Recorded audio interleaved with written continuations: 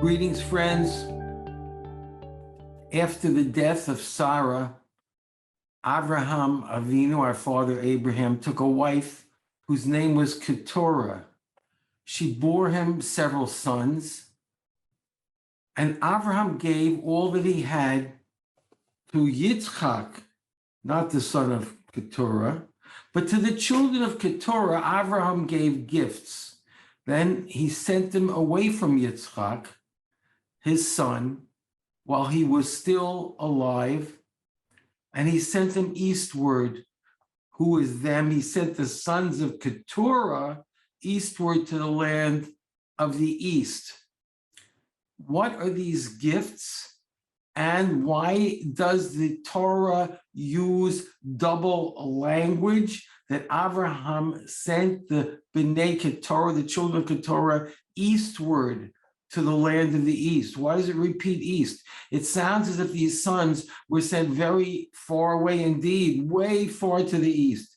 Rashi comments, based on the Gemara and Sanhedrin, that the gifts Abraham gave the Bnei Keturah, the children of Keturah, were, quote, shem tuma, certain words which gave them power to perform sorcery, to have power over nature, meaning to delve into the world of impurity. Let's go back many decades. After college, my wife and I traveled to England, where I attended graduate school at Balliol College, Oxford. Many years later, after we became observant, we were living in Long Island. I was still on the Balliol College mailing list. Every year around October, I would receive the Balliol College annual record. You may not remember, but in the year 1999, there was a panic called the Millennium Crisis. People were afraid that on New Year's Day, 2000, all computers would shut down because of the date change from 1999 to 2000. The world of technology would crash, the power grid would shut down, planes would fall out of the sky, and so on. In the midst of this panic, during the week of Parshas Chayesara, the Balliol College annual record arrived in the mail. One of its scholarly articles that year was entitled, "Not Everyone's Millennium." And this article discussed various calendar systems in use throughout the world. In other words, not every calendar system held that this year was the end of a millennium.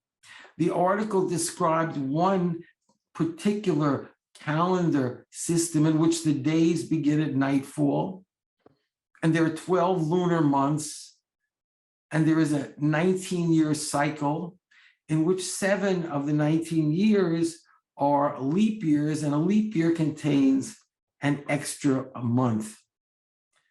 Quote, "This system is used by the Jewish people and certain tribes in Asia." Wow, wait a minute.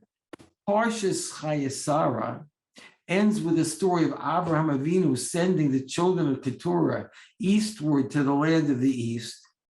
And here comes the Balliol College annual record that same week to tell me there's a calendar system in use by 2 cultures, the Jews and certain tribes in the Far East. Could this be coincidence? Perhaps these tribes are the descendants of Bnei Keturah, the children of Avram Avinu. Let's look at the state of India. Interestingly, India has an unusually friendly relationship with the modern state of Israel, especially as compared to the rest of the world. Additionally, India is famous for mystics who perform unusual feats which seem to overcome nature, like walking on nails, walking through fire, and charming venomous snakes.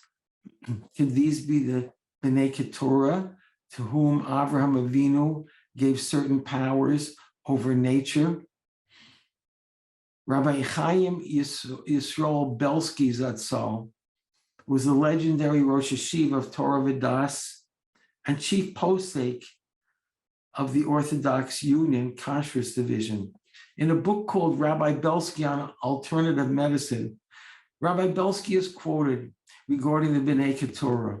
He says that they possessed powers rooted in the Sitra Achra, the dimension of darkness and impurity. And for that reason, Avraham sent them far away in order to separate his son Yitzchak from this storehouse of impure wisdom. Oh, so that's why he sent them so far away. This week, I saw in the Me'am Loes, a commentator who translated the Torah from Ladino about 300 years ago. And the Me'am Loes makes a fascinating comment. When Avram Avinu sent his servant Eliezer to find a wife for Yitzchak, he made Eliezer take an oath by placing his hand beneath Avraham Avinu's thigh. Exactly what that means is not clear, although some say it means that he swore by Abraham's circumcision, which is like holding a Sefer Torah. Me'am Loes adds that the practice of the agent placing his hand beneath the other person's thigh was still in use in his time, quote, in places like India. Wow. Here's another link between Avram Avinu and the Far East. Where does this bring us? Avram Avinu charted the path for his children. In the dark world of idolatry, he raised a pure son, Yitzchak. Through Yitzchak, the legacy of service to Hashem was passed down to us, but the legacy had to be kept pure. Yitzchak had to be separated from idolatry in order to succeed.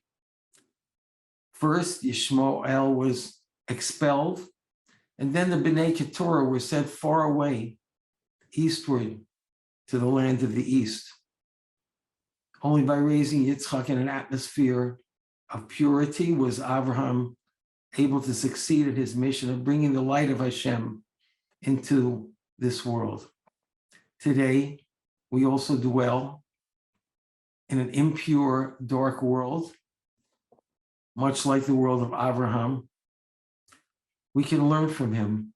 We too can send the name of Tumah and purity far away. The nations around us are steeped in darkness, but we can have direct access to the pure light of Torah.